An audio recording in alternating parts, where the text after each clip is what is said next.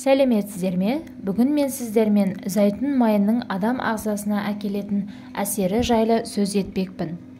Видеомызды соңына дейін көріп, қолдау мақсатында лайк басып, комментарий жазып, подписация батырмасын басуды ұмытпаңыз. Зәйтүн майы еуропалық зәйтүн жемістерден алынатын өсімдік майы. Пайғамбарымыз саллаллаху алейхи уассалям былай дейді: зәйтүн майын жеңіздер және жағыныңыздар. Өйткені зәйтүн майында берекет бар. Зәйтүн майы берекелі ағаштан алынады. Зәйтүн майы өте пайдалы май болғандықтан да Құранда бірнеше жерде кездеседі. Біздің халықта сұйық алтын деп атап кеткен. Бұл майдың емдік қасиетіне баға беру өте қиын. Зәйтүн майы денсаулыққа, дене, шаш күтімінде, ас даярлауда және күнделікті бет күтіміне де кеңінен қолданылып келе жатыр. Зәйтүнді пайдалы ететін оның моноқанықпаған майлары. Оны тағамда қуыруға да, табиғи күйінде де қорықпастан пайдалануға болады. Сіздің ағзаңыз керектіні алып, артығын қабылдамайды. Онда адам ағзасына керекті витаминдер, қышқылдар, микроэлементтер жинақталған.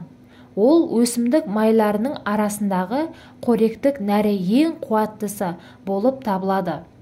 Құрамындағы А, В, С, Д, Е, Ф, К витаминдері тотығу арқылы адам ағзасына қауіп төндіретін еркін радикалдармен күреседі. Зәйтүн майын жиі қолдану организмдегі кальций мөлшерінің артуына ықпал ететінінің дәлелі күн сайын артуда. Өз кезегінде ол остеопороз дамуының алдын алуға себін тигізеді. Сондай-ақ сүйек пен бұлшықет тіндерін қатайтып, асқазан ішек жұмысын жақсартады. Басқа майларға қарағанда құрамында көп кездесетін линолей қышқылы денедегі холестеринді азайтады.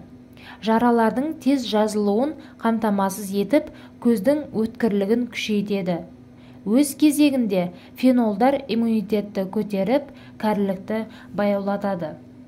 Зәйтүн майын тұрақты түрде бір ас қасық таңертең аш қарынға пайдалану ас қорыту жүйесін қалыпқа түсіріп, холестерин дәрежесін төмендетіп, жүрек қан тамыр ауруларының алдын алады. Әйел адамдарда жиі кездесетін омырау қатерлі ісігінің болмауына, құрамындағы алеокантал табиғи қосындысының әсерінен, сондай-ақ қатерлі ісік ауруларына душар болу қаупін сейілдететіндігін және мұның бәрі де ғылыми түрде дәлелденген. Сонымен қатар, қант диабет ауруын емдеудегі зәйтүн майының ерекшелігін айтпай кетуге болмайды.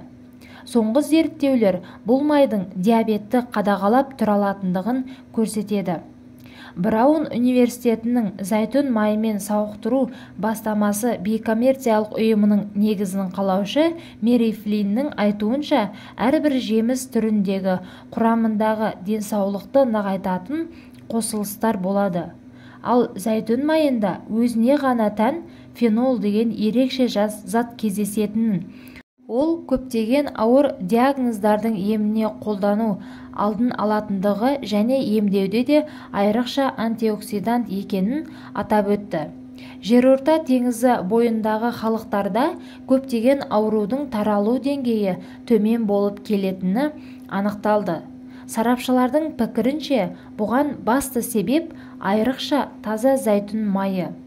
Қолдану аясы: зәйтүн майында қан ұюын қалпына келтіретін, күнделікті қолданғанда жүрек аурулары мен инсульт пайда болуы қаупі айтарлықтар төмендейді.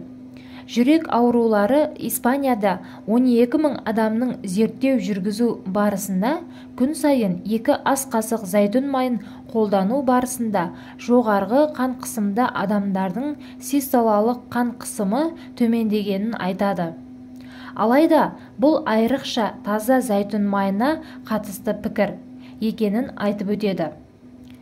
Сүт безі қатерлі ісігіне шалдыққан әйелдер мен бұл ауру түрімен ауырмайтын әйелдердің тамақтану әдеттері салыстырылғанда сүт безі ісігімен ауырмайтын әйелдердің 60% зәйтүн майын тұтынатындығы анықталды.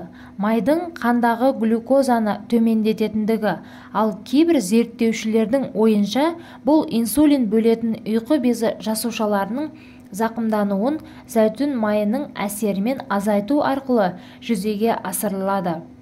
Майдың мол калория беретін қасиетін ескерсек, адамдардың толу мүмкіндігін жоғарылататындай болу көрінуі мүмкін.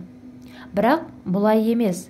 Керісінше, күніне 3 ас қасықтан көп тұтынбау әйелдердің салмақ тастауына септігін тигізеді. Сонымен қатар, зәйтүн майы косметологияда да қолданыс аясы кең. Мысалы, күнделікті аш қарынға 1-2 ас қасықтан таңертең ішіп жүрсеңіз, беттегі ұсақ әжімдерді жоқ қылып, бетіңізді нәрлендіреді. Немесе түрлі маскалар құрамына қосса да, бет терісін ылғалдандырып нәрлендіреді. Ал шаш күтімінде құрғақ сынғыш шаштарға теріден бастап ұзындығы бойымен жағып шығу керек. 15 минут душқа арналған маска киіп, сосын су сабынмен жақсылап жуса, шаш түптерін қатайтып, шаш түсуін азайтады. Зәйтүн майы ылғалдандырушы әсерге ие болғандықтан шаш күтімді көрінеді. Оның құрамындағы антиоксиданттар шашты ерте ағарудан қорғайды. Сіздерге бүгінгі берген кеңесіміз пайдалы болған болса, кәдеңізге жарасын. Ауырып, ем іздегенше ауырмайтын жол іздеңіз.